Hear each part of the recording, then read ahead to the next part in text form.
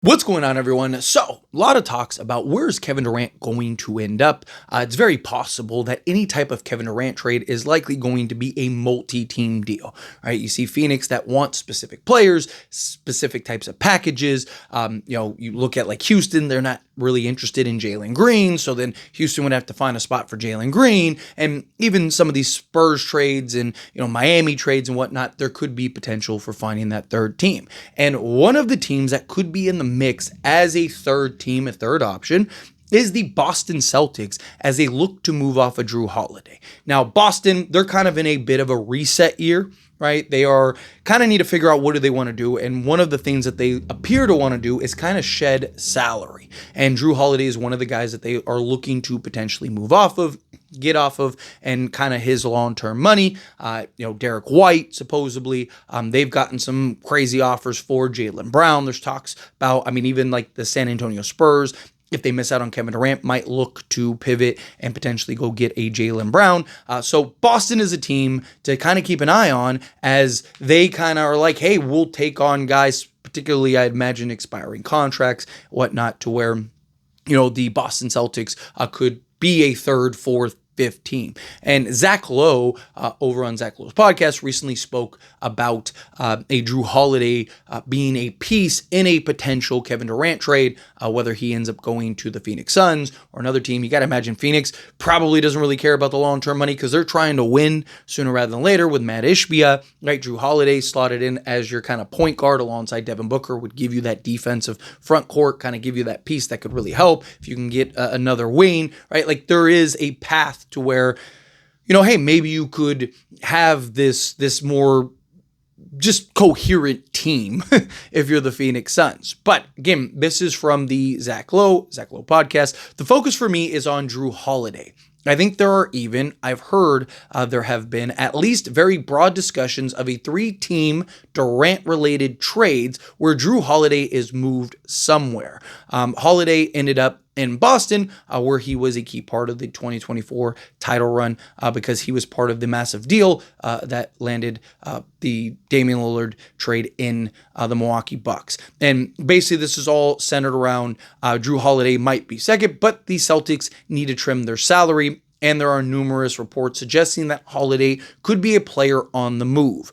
Could Durant and Holiday be part of a massive trade? Not with each other, but for big salaries, for a huge multi kind of package, right? So again, this is something that I do see. The problem is I don't know if it would necessarily be able to be a straight 3-team trade because it's like, Boston isn't going to want to take on long-term salary, right? The whole point of trading Jrue Holiday is to get off of long-term salary, right? So, there's that. And then, Phoenix, I don't think would care so much about the long-term salary if it's pieces that they view and value as can help now while still also getting assets for the future, right? So, for example, a team like Houston, right? Could they maybe kind of do a package, send out, a player or two, or, maybe you got to find a fourth team to take on Jalen Green, and maybe that team has some expiring contracts to where then they end up going out, right? Like a team like the Lakers, for example, right?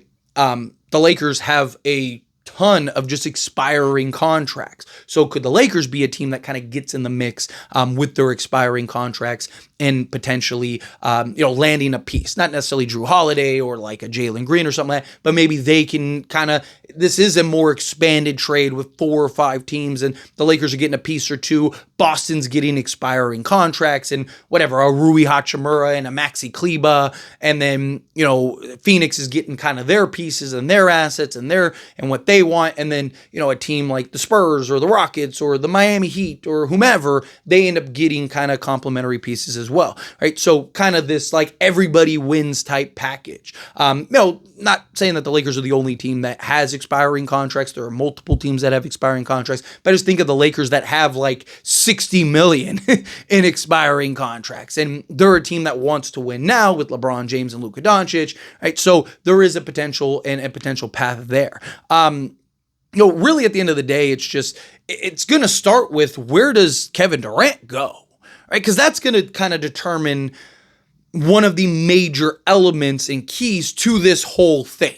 right? Could Boston find a move for Jrue Holiday? Sure, but like what kind of return, what kind of package are they going to get in said deal? Like, there's just a lot of kind of question marks with Boston, right? Now, a Derek White, I absolutely think, because he's younger, right? He's probably one of the best plug and play guys in all of basketball, arguably, right? So I could see maybe getting a nice return. Jaylen Brown, they may be able to get kind of a package. Supposedly, teams are offering some crazy packages for Derek White and a Jaylen Brown. So now maybe there's something there.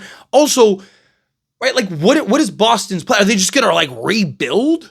Right? Like, is that their plan? I mean, I understand Jason Tatum's likely to miss all of next season, but you got to imagine once Jaylen Brown or Jason Tatum gets back, that they're still going to be really good and maybe could get right back into contentions. Or are they kind of looking at it as like, we have concerns that Jason Tatum is ever the same, or, if he does get back, it might take him a year to kind of get under his feet. So we might have 2 or 3 years to kind of retool around Jason Tatum. Is that how they're kind of looking at it? Because I don't imagine Boston would be looking to just, hey, let's just full tear down, rebuild, reset. And I don't imagine that they're going to trade Jason Tatum. So it's just like, okay, if you trade Jaylen Brown and you trade Derek White and you trade Jrue Holiday, then what, right? Like, it's like, you could tank and be bad for a year and maybe get a good pick and, maybe pull something off later. I mean, they do have a ton of assets and stuff. So I don't know. It'd be kind of interesting to see how that plays out.